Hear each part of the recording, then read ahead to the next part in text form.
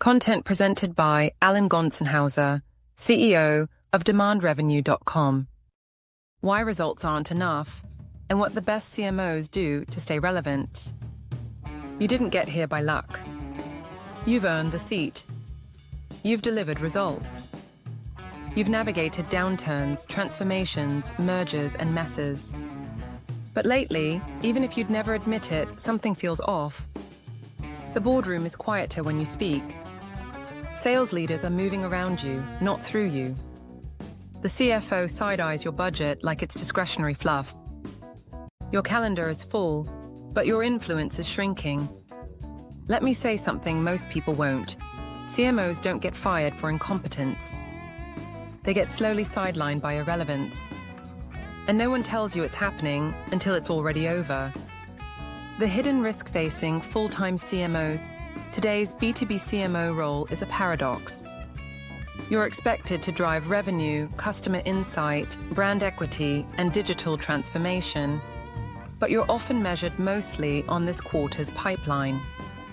You're supposed to partner with sales, but only after you've defended every dollar of your budget to a skeptical CFO. You're asked to own GTM strategy, but without full visibility into product, pricing, or customer success. You're juggling a dozen demands, and none of them come with real power. The pattern I see coaching 150 plus CMOs. Over the last few years, I've coached over 150 CMOs across public companies, PE portfolio companies, SaaS, health tech, enterprise software, and more.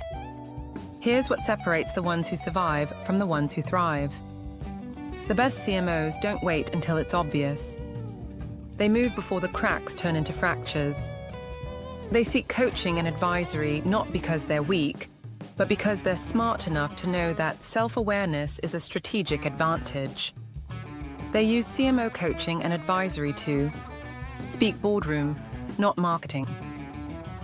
Align with finance before the CFO raises concerns, unblock cross-functional misalignment and dysfunction before it tanks momentum, recenter around the few initiatives that actually move the business forward.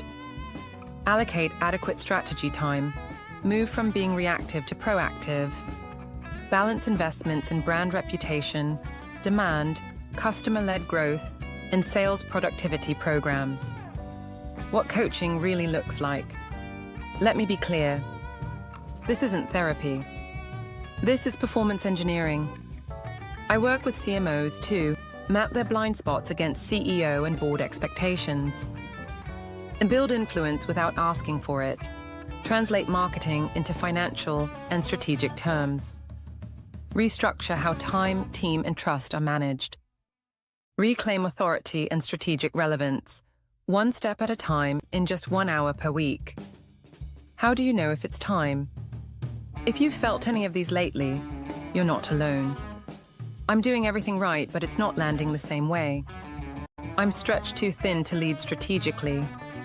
The CEO keeps saying growth, but doesn't back marketing to lead it.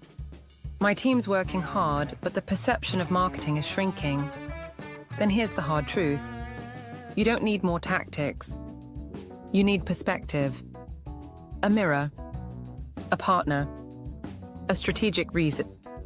That's what coaching and advisory is. A final thought, your job isn't just to protect the brand. It's to protect your legacy.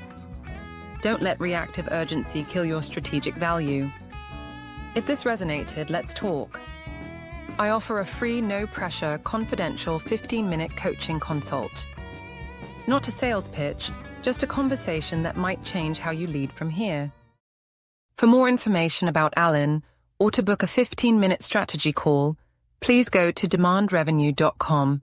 Be the CMO they can't afford to lose.